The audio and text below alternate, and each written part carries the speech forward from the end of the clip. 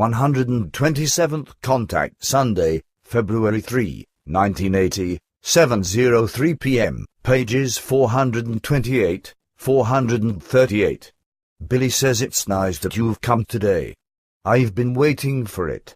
You'll probably never skip this day, right? Semyaza says sure, if it is possible for me, I will never let this day go, without visiting you. Billy says I was always of the opinion that all of you, and so including you, don't take a birthday so devilishly seriously, like the human beings of this crazed world. Semyaza says I also don't do that, but I know that you are just as very happy to see me on your birthday as I am happy to be able to visit you, in order for us to converse a little and so on. Billy says and so on, yes, that's right, because with us, a talking shop or a question and answer game always arises from a conversation. But honestly, I'm happy about it.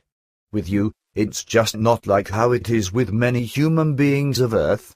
With you, one can talk rationally about all possible things, while one can't do this, however, with many Earth twits. Semyaza says that is, indeed, a word of correctness, and I am glad that even I can be your conversation partner. And, which is very much of importance to me, you are an equal conversation partner for me, so I don't have to appear as an instructive power towards you. Billy says you are simply incorrigible. You always have to explain so many things to me, and yet you speak of the fact that you wouldn't have to instruct me. Don't you think, therefore, that your words are a bit too exaggerated? Semyaza says I have to contradict you there, because what I have to explain to you from time to time of all possible things, are usually things that you yourself have found out and for which you only want to have a confirmation. Or, it concerns matters that are no longer anchored on the earth in human memory, so I just newly bring them near to you. In many cases, you have simply forgotten such things because you could no longer occupy yourself with them over the decades or because you eliminated them due to large overloads. But up to the present hour, I truthfully had to explain only very few fundamentally new things to you or teach you these. Billy says you say that so certainly that I cannot doubt it.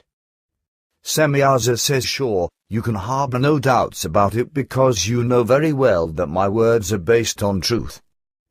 Billy says okay, you win. Then I will immediately have a question. I'm sure you know that since your grandfather's father's time, I've occupied myself with Kabbalism and always add up or calculate all sorts of things. Semyaza says with admirable accuracy, as I must admit to you once. Billy says all with huge blunders and. Semyaza says as a rule, those are only small and do not arise because you would make wrong calculations. The falsities therein are always only the temporary unpredictable, rapidly changing circumstances, which even cause us the greatest difficulties in our probability calculations. Billy says okay, then it should be just as you say. Anyway, I've occupied myself with these calculations for almost 40 years, but I always have to make these in a somewhat time-consuming manner because I have to put the letters of the Latin alphabet, which are common and familiar to me, back into the original letters of the old Lyrian alphabet, in order to obtain the correct numerical values. Back then, however, Svarth and Askit taught me about the fact that this basically isn't necessary because I can also work out and use the numerical values from the Latin alphabet. At that time, the numerical values for this alphabet were also mentioned to me, but I've forgotten these in the meantime because since then, I've only used the formula taught to me at that time. But now, I am also well aware that many Earth-twits have likewise dealt with Kabbalism for many centuries and millennia and have compiled a great deal about this calculation technique, but in old times, the true numerical values were lost in part through destruction by fire or other loss. Years ago, however, I found a book by an old count, who called himself Cheiro and who wrote the Book of Numbers. One also explained to me once, I believe it was Quetzal or you yourself, that these numbers are sometimes correct but, nevertheless, sometimes also incorrect. As I recall, It was also said that through these Cheiro numbers, interestingly enough, also various calculations could be produced nearly correctly, although crude miscalculations would come about. A phenomenon that one could not explain. Here, I've written down these Cheiro numbers on this slip of paper. I'll read them out to you quickly. A equals 1. B equals 2. C equals 3. D equals 4. E equals 5. F equals 8. G equals 3.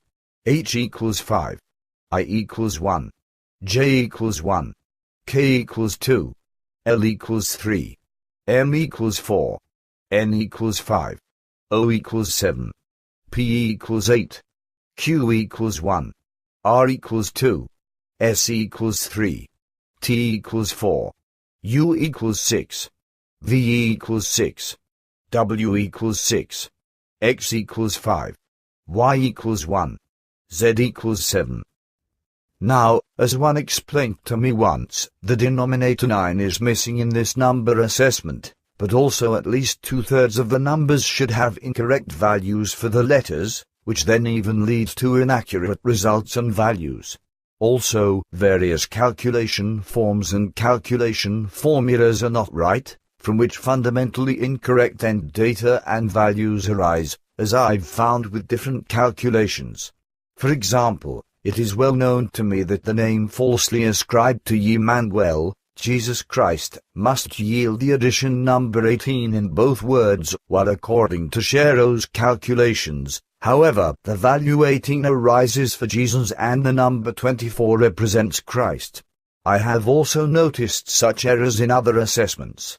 In the case of the effective number for the name Jesus Christ, Cheiro comes to the threefold value 888, although this would have to be the effective number 666, as this would also have to be the case for the designations, Pope, Church, and God, etc. Also, Cheiro writes nothing of the fact that the calculation of this effective number must be calculated in consequence, that the addition number must be divided by 3, and then the corresponding resultant number must be strung together, in order to yield the effective number.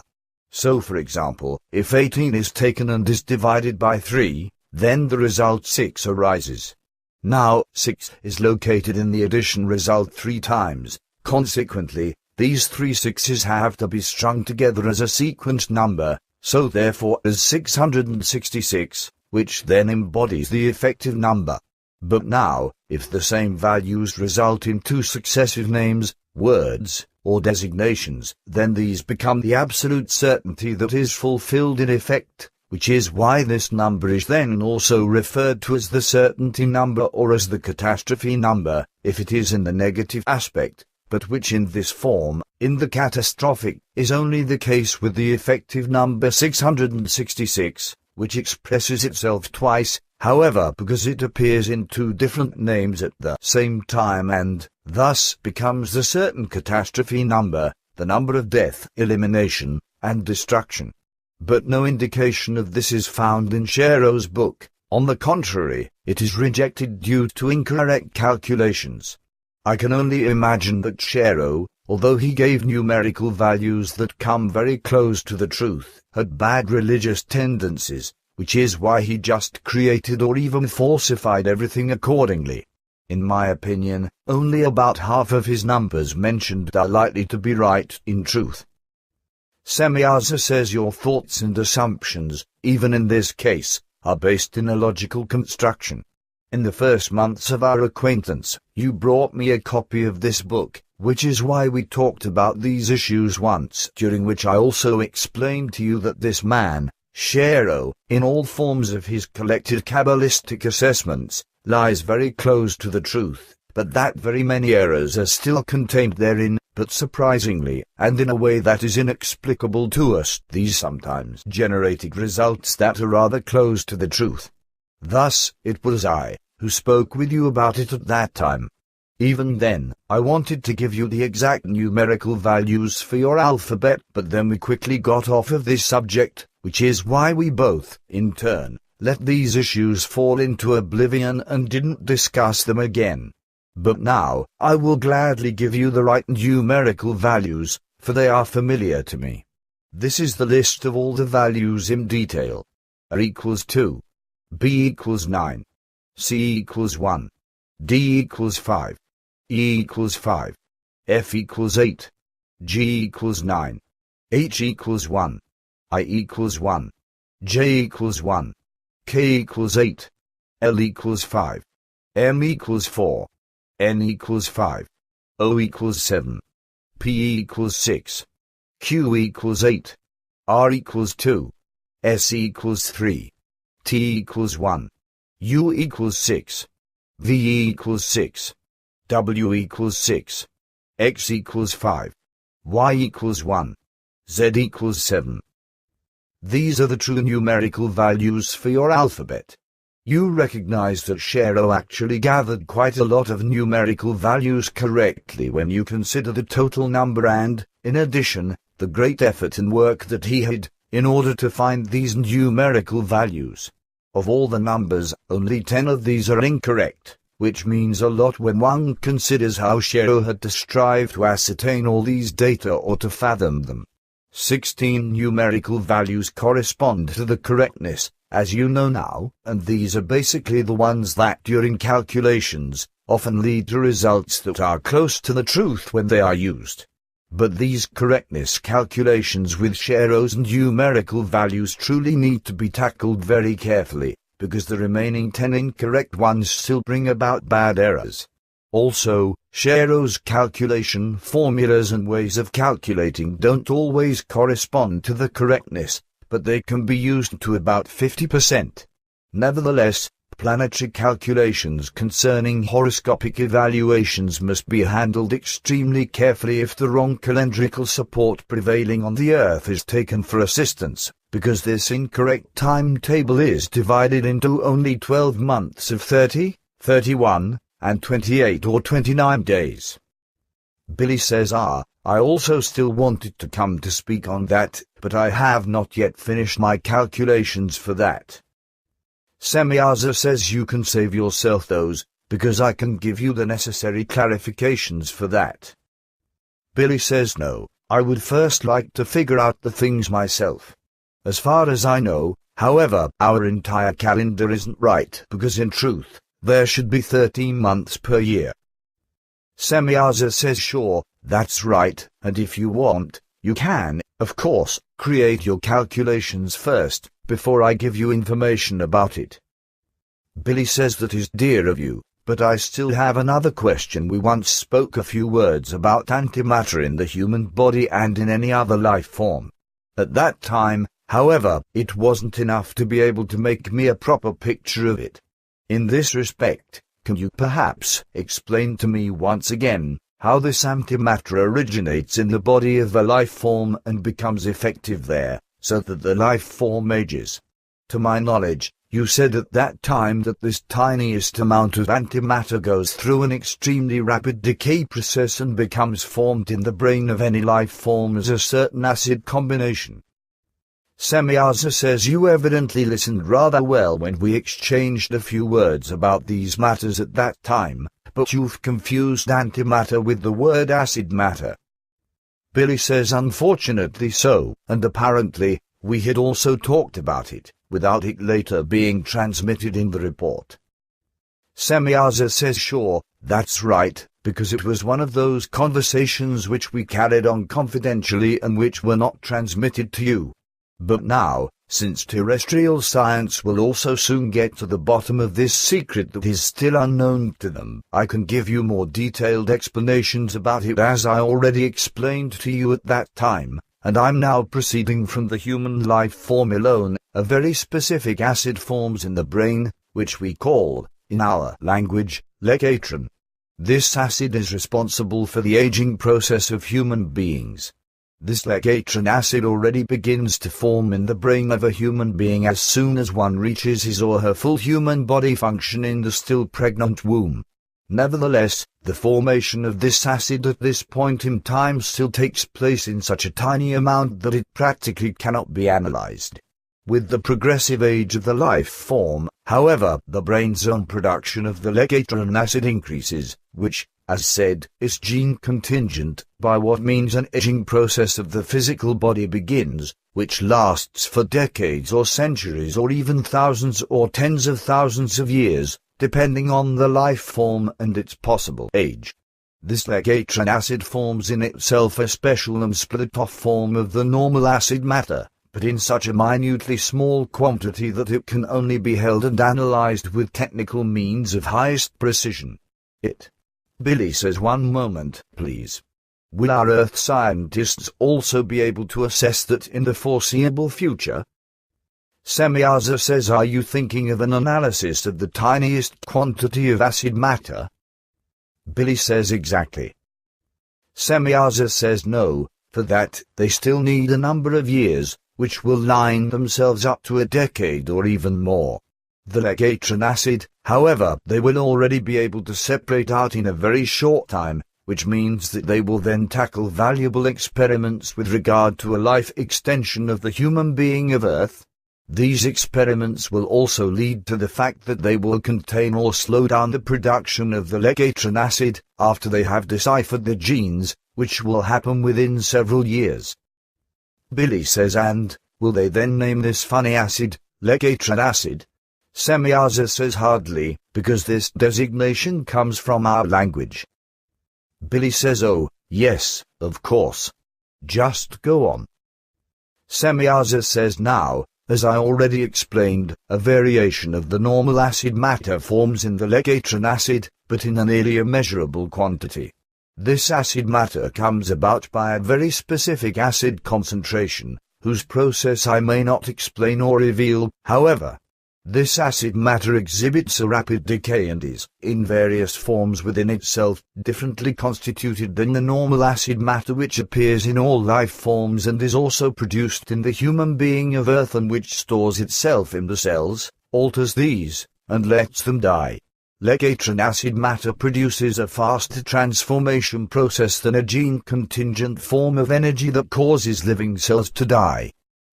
Billy says, by that, do you mean that basically the genes determine the age of a human being, but at the same time, through his or her programming, a special acid matter originates, through which the cells are attacked and brought to death? Semyaza says, sure.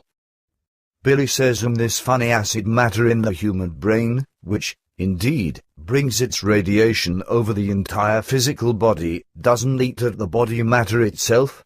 By that, I mean whether it doesn't simply transform the body matter, if one may so say that, slowly but systematically into energy? Semyaza says no, at least not directly in the form that you evidently mean. Only the cells. Billy says, so indirectly. Probably by the fact that the body matter, after death, undergoes a change process, which transforms it into energy and dust, etc., right? Semyaza says, that's right, sure. The legatron acid exhibits a rapid decay phenomenon, as I already explained, and also exhibits its abnormalities, which prevent a direct change of the cell into pure energy. One can say that this concerns a form of aging acid or aging matter, which comes about by constant change processes of the widest variety of brain acids, if the legatron acid forms, which can be influenced only by gene manipulation or by chemical processes from the outside. Thus, the human being is also given the possibility of intervening in these processes and of controlling the aging process. And the human being of Earth will already soon be so far, because he is already on the way to fathom these secrets further and to make his discoveries. Already very soon, the human being of Earth will become master over these things. Billy says, then something will, indeed, soon arise. But now, another question. A long time ago, I once asked you for the total number of all elements in the universe. At that time, you told me that you wouldn't be allowed to give any information about that unless the exact number would be found out by the human beings of Earth themselves. Now, again to the question about the number of elements and whether there is a star in the universe, where all these elements are found together. Semyaza says there is no such star, because that would be against the laws of creation. Billy says, good. Is it right that the total number of elements is 280? Semyaza says, how did you come across this result? Billy says, it wasn't me, my child, but Guido. For my part, I've only calculated that this number must, indeed, correspond to the correctness because it has been found that this number, multiplied in a sevenfold form with the original height of the Giza pyramid, results in the current speed of light to the 10th place exactly. Semyaza says, you are simply unbelievable. The number of the elements is just as correct as also your calculation with the sevenfold multiplying of the original pyramid height. The end result actually yields the exact number of the present light constant. Billy says, how Guido actually came across the number 280, that I don't know exactly. He only wrote me a calculation formula. It's important there, however, that the base number 280 is right, with which I could calculate further and do some checks. So I simply applied the pyramid height number to this 280 and then multiplied the result in a unique sevenfold form, from which then the result of the speed of light arose. Semyaza says, you shouldn't make these results known too much yet, however. Billy says, you mean that I should remain silent about it? Semyaza says, sure, at least about the numerical values of the real original pyramid height. Up to now, this is still unknown to the terrestrial scientists of certain fields of knowledge, and it wouldn't be good if they would get to know these already now. In 2 to 3 years, however, this number being made known won't play a large role anymore. Until then, however, you should be careful. Billy says, so far, those who deal with these things reckon with completely incorrect data regarding the pyramid height, resulting in false conclusions and new, incorrect results. Semyaza says, sure, but all these things are much more widely branching than you might imagine at the moment. The data of the pyramid extend into physics and into many other sciences. And these data provide basic formulas for very specific calculations, which lead to tremendous inventions of all kinds and to enormous progress. But if these inventions and progresses would already be initiated now by revealing the true data, then the determined path of evolution would be disturbed, by what means an even very much greater catastrophe would be triggered on Earth by the human beings of Earth than what might be the case in the coming future. The mentioning of the true data would lead to calculations and insights that would point the terrestrial sciences to ways and possibilities of which they are not yet master and which could, therefore, only end in a hopeless catastrophe. Billy says, I understand, then I must be on the alert that no group member divulges these data, because 1 or 2 persons know them. Semyaza says, you absolutely must refer them to the necessary silence. Billy says, I will do that. But this only refers to the pyramid data, right? Semyaza says, sure, it only concerns that. Billy says, well, those would have actually been the questions for today, which were of burning interest to me. Here, this is another letter from the core group. You are to read it and to tell me whether that which is contained in it is right and good. Semyaza says, what does it concern? You know that we no longer let ourselves get involved with any letters, etc. Billy says, oh, you know, it is on account of me, because you so awkwardly picked on me, regarding a rent. This is now probably such a contract, by which I am to be released from a rent. Semyaza says, that is very good. Wait, I'll read it immediately. That is very good. Really, that is very good. Do you know the contents? Billy says, no. I have only brought the stuff for reading and have given it to you, because I promised that. Semyaza says, you also shouldn't read the contents for the time being. Will you assure me this? Billy says, of course, if you want. Semyaza says, it is my wish. Billy says, well then, I will not read the scribblings. At the same time, I just ask myself, why shouldn't I do that? Semyaza says, because I know what your reaction to it will be. You wouldn't be in agreement with the contents, even though they are extremely correct and absolutely purposeful and relevantly right. Billy says, then I had better read it yet.